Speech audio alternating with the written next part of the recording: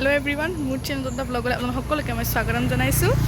ব্লগটো এইদৰে আৰম্ভ কৰিছোঁ। হাঁহি উঠিছে, কি ক'ব। এতিয়া মা ঘৰলৈ বুলি ওলাইছিলোঁ দাদা বৌৰ লগত, যিহেতু বৌ ঘৰ দুলীয়াজানত। আৰু এয়া বাটতে চাওকচোন কি হ'ল, গাড়ীখনে পামচাৰ হৈ গ'ল। এয়া দাদাই এতিয়া ভাল কৰি আছে। আৰু মোৰ ভাগিন আৰু তজৌ এয়া বৌৰ লগত দোকানত বহি কিবা খাবলৈ বুলি সোমাইছে, ভাল কৰি আছে। ইমানেই বস্তু অনা হ'ল, গাড়ীয়ে পামচাৰ হৈ থাকিলে। এয়া আমাৰ মেকানিক।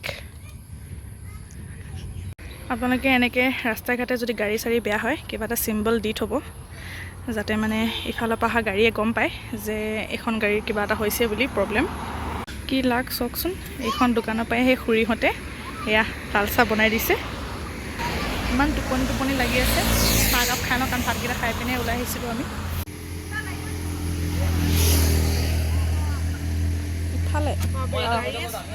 গাড়ীয়ে চলাব নাজানো, কিন্তু গাড়ী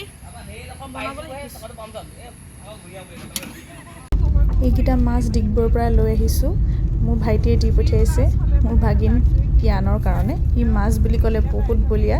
এই এনেকৈ বটল তাতে ভৰাই আনিছোঁ, ই নিজৰ একুৰিয়ামটোত গৈ পিনে ভৰাই ল'বগৈ বুলি। পালোহি এতিয়া মৰাণ, একাপ চাহ খাওঁ বুলি ৰৈছোঁ। চাহ একাপ খাই আকৌ যাত্ৰা কৰিম আৰু মা ঘৰলৈ বুলি। হেল্ল' এভৰিৱান, মোৰ চেনেলত ব্লগলৈ সকলোকে মই স্বাগতম জনাইছোঁ। আজি ব্লগ কৰিছোঁ মা ঘৰৰ পৰাই। সেইদিনাখন আহি ব্লগ শ্বুট কৰা নহ'লে। এতিয়া আছোঁ শিৱসাগৰত, যিহেতু মোৰ টাইটেলটোৱেই এইটো যে শিৱসাগৰৰ জীয়ৰী। এতিয়া আছোঁ মই শিৱসাগৰত। উঠিলোঁ, গা পা ধুলোঁ। এতিয়া কি খবৰ? আজি বতৰটো ভালেই কৰিছে বাৰু, ৰ'দো নাই বৰষুণ নাই, খালি এটা গুপগুপীয়া গৰম কৰি আছে। এয়া এইটো আমাৰ ঘৰ। এইখন স্কুলৰ বাছ, যিহেতু আমাৰ ঘৰৰ পিছফালে এখন স্কুল আছে। এইটো আমাৰ ঘৰ। ৰাস্তাটো এবাৰ দেখাই দিছোঁ ৰ'ব, বাহিৰত নাযাওঁ। এইফালে ধেৰ ঘৰ আছে ইয়াত। আমাৰ তজৌহঁতে কি কৰিছে মই দেখাম ৰ'ব দেই। আৰম্ভ হৈ গ'ল দুইটাৰে খেলাত। কিয়ান মোৰ ভাগিন। কিয়ান কি কৰিছা? এইফালে চোৱা। বিস্কুট খাইছা? এইফালে দেউতাই প্ৰাৰ্থনা গাই আছে, দেখাম ৰ'ব। দেউতা প্ৰাৰ্থনা গাই আছে। খাব লৈছোঁ একাপ চাহ। আনিলোঁ মই খাবলৈ, এনেকৈ খাইছে বাৰু। কিয়ান খাবানে ৰুটি? দৈ ৰুটি খাবানে? বাদাম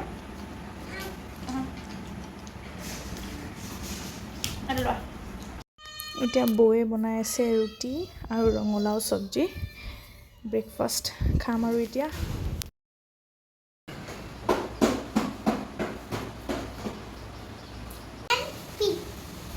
ডংকি, DON, তাৰপিছত অঁ লিখা। এতিয়া বনাব লৈছোঁ ভাত। আজি ভাবিছোঁ ময়ে ভাতকেইটা বনাওঁ, চবকে বনাই মেলি খুৱাওঁ। এয়া চাওকচোন, ইমান ধুনীয়া ৰাতিপুৱাই মাছ দিছেহি এজন মানুহে। সৰু সৰু মোৱা মাছ। ডিগবৈতটো পাবলেই নাই, শিৱসাগৰত আহিলেই মাছ খোৱা হয়। ইমান ধুনীয়া ধুনীয়া সৰু সৰু, ইমান চফা নহয়। তাকে বনাম এতিয়া। আৰু আছে ডাঙৰ মাছ, সেইখিনি বনাম পটল আলুৰ লগত। এয়া বন্তি আৰু তজৌ আৰু কিয়ানে খাই পেলাই ফ্ৰেঞ্চ ফ্ৰাইজ। ইয়াতে ফ্ৰেঞ্চ ফ্ৰাইজ কেইটামান বনাই দিছোঁ। তজৌ, ভণ্টি আৰু কিয়ানে খাই বোলে। এতিয়া বনাই আছোঁ মাছ ফ্ৰাই কৰি আছোঁ। পটলখিনি এনেকৈ অলপ অলপ কাটি লৈছোঁ। বাকলিটো গুচাই ল'লে গ্ৰেভিটো মানে মছলাটো ভালকৈ সোমাই যায় আৰু পটলটোৰ ভিতৰত। সেইকাৰণে এনেকৈ বাকলিটো গুচাই লৈছোঁ। ইয়াতে পিচি থোৱা পিঁয়াজৰ পেষ্টটো দি দিছোঁ। পিঁয়াজৰ পেষ্ট দিয়াৰ পাছত গ্ৰাইণ্ড কৰি থোৱা বিলাহীৰ পেষ্টটো দিলোঁ। আৰু আলু, পটল, নিমখ, হালধি, মছলা এনেকৈ দি পিনে এতিয়া ফ্ৰাই কৰি আছোঁ। এনেকৈ অলপ তেলটো অকণ ওলোৱালৈকে পানী অকণ দি পিনে উতলিব দিছোঁ। এতিয়া দি দিলোঁ ইয়াতে মাছ।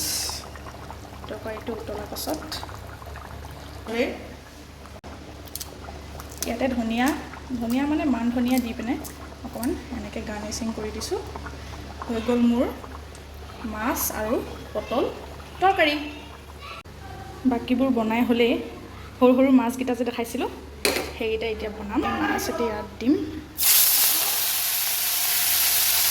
হা